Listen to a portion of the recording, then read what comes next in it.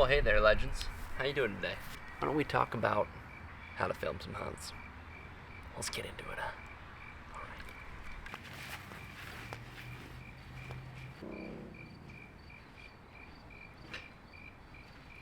First of all, let's admire that absolute snipe right there. I mean, that's what we like to see. That's good, boy. Terrible whistle. Alright, let's get into it. So, the reason I started filming hunts is I've just been hunting for probably a decade, over a decade with my dad. It's just kind of been a family tradition for us, so got into it at about 12. I've just been hunting for all these years, and at some point I just realized, like, these memories are great. We make amazing memories out there. It's like some of our most fun times together, but they all kind of, memories fade a little bit. And I just thought, you know, how cool would it be to record it, be able to save it, and maybe show my grandkids or my kids someday a hunt I had with my dad, or just an awesome one I had by myself even. Ended up just wanting to get into it, especially bow hunting. That's pretty much what we do the most, is bow hunting. We do a lot of rifle for whitetail as well,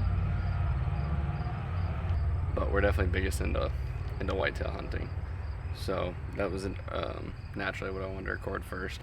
It's kind of like my version of scrapbooking. My mom is a scrapbooking fiend, and I don't definitely like scrapbooking at all, but I was like, hunting, to be able to record that and preserve the memories, that'd be pretty sweet.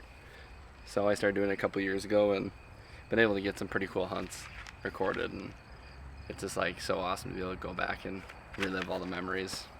So today I'm just going to show you how to do it, maybe the easiest way to get started. So if you're like me and you just want to give it a try, just start on ballin on a budget.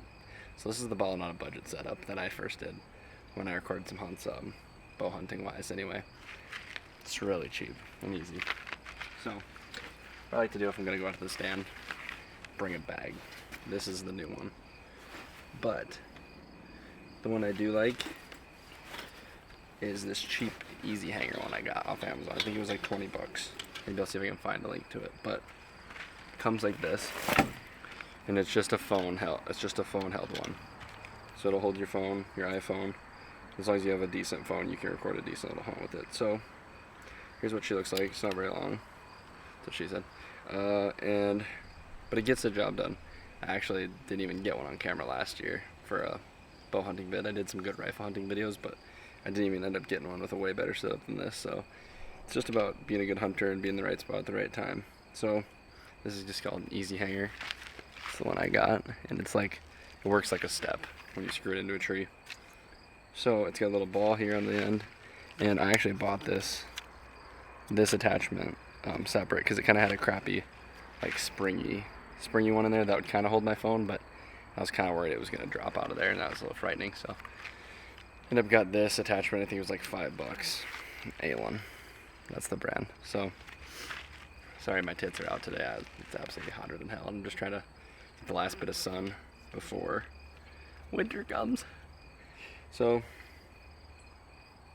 take this bad boy, and I bet you can imagine how this is going to work. It's pretty simple. I like to fold it up when I'm getting it started. This is my tree here. We're in the tree stand. We're just going to imagine I'm in the tree stand. You're going to stab it in there. Just give her a good, pretend it's like, I don't know, something you don't like. Maybe take this off first, actually. Give me 1 second here. It's been a while with this old thing. Alright. Give her a little pressure. And just screw her in. Let the screw do the work here. You kind of hold it like this. Yeah, just use a crappy old book bag and put this stuff in there, and you can go up there and get loaded up. Give you about 15 minutes. Just kidding. Just getting it started. It's the hard part. Jeez Louise. This is like the best wood in the world. There's somebody that's what she says here. Once it takes, it usually goes in super easy. So there it's going. Try and screw it into the tree level, because with these there isn't much room to swivel and level out your camera, so you have to try and go in pretty straight if you can. That's about how far you want it in there. Give you a little close-up action. Boom. Okay, got it. Roger. Okay, good. Next thing, all you need iPhone. If you have a Samsung, I feel bad for you. Those things are absolute piles of shit. I mean, crap. They'll work, but iPhone's just a little better camera in my opinion. I had a Samsung. I tried it, never liked it. But so you take your iPhone and the attachment, and you're gonna screw it on here, and you can. It's ball swivel, so you can level it out a little bit. Screw that on.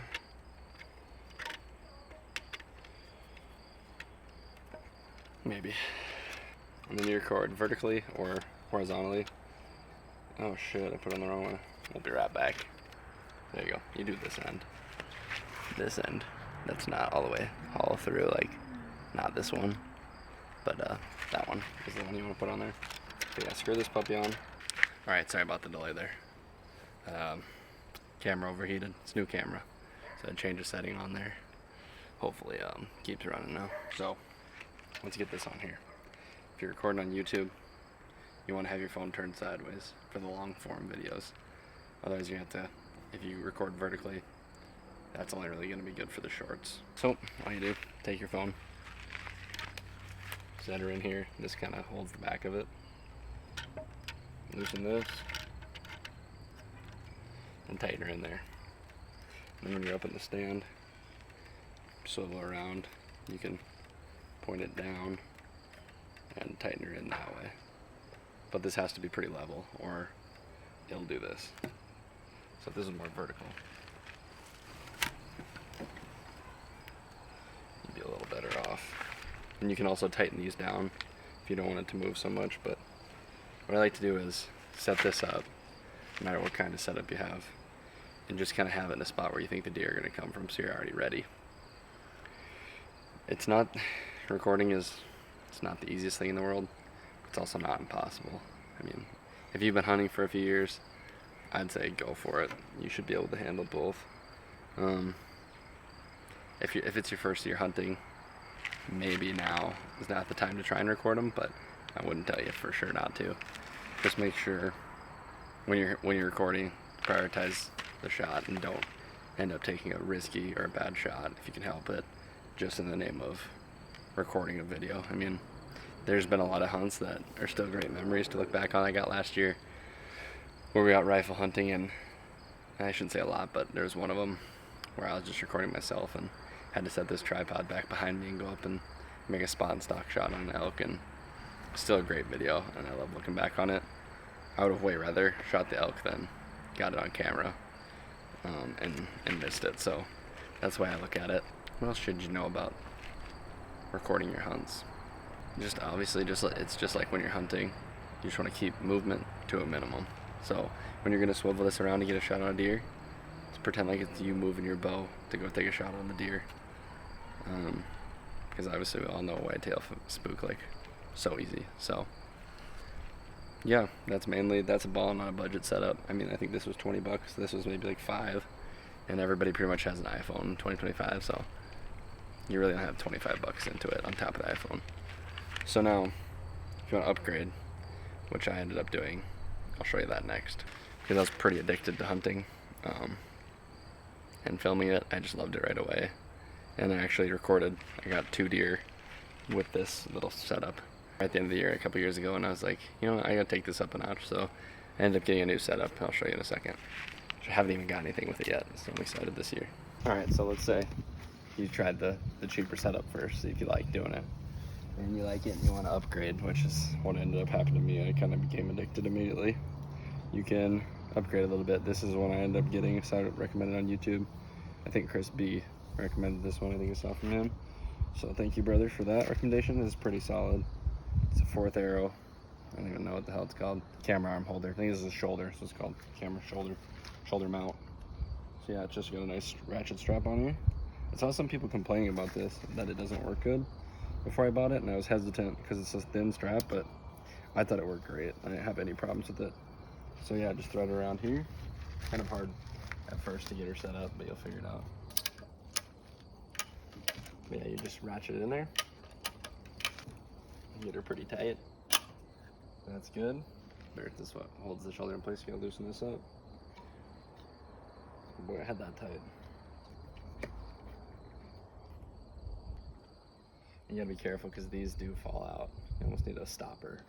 But this can fall out of here, and this is what tightens in the camera arm. So once you got this set, you tighten this back down. Fairly tight, not too hard to break it. But... And then you got this.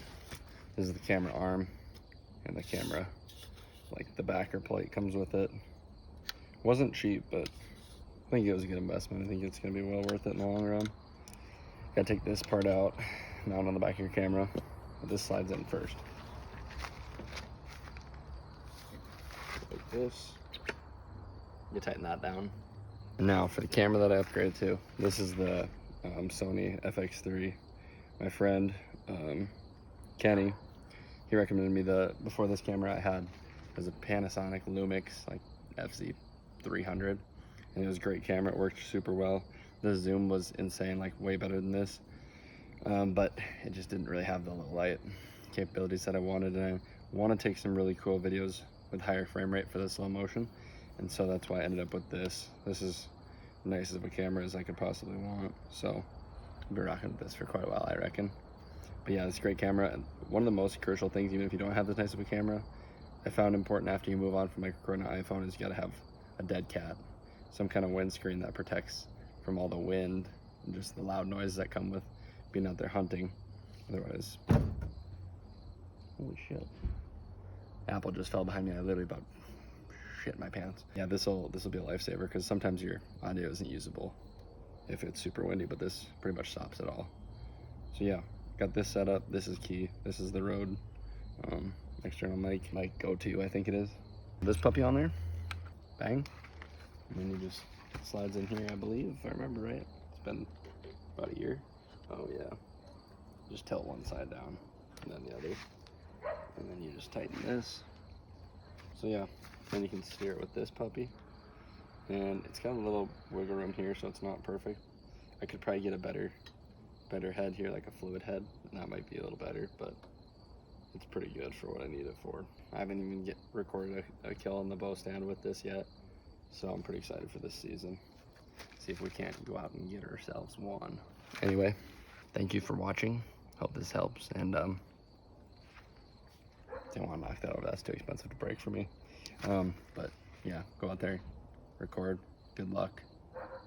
It's not that hard, but it's not super easy either. Good luck, soldiers. Bless up.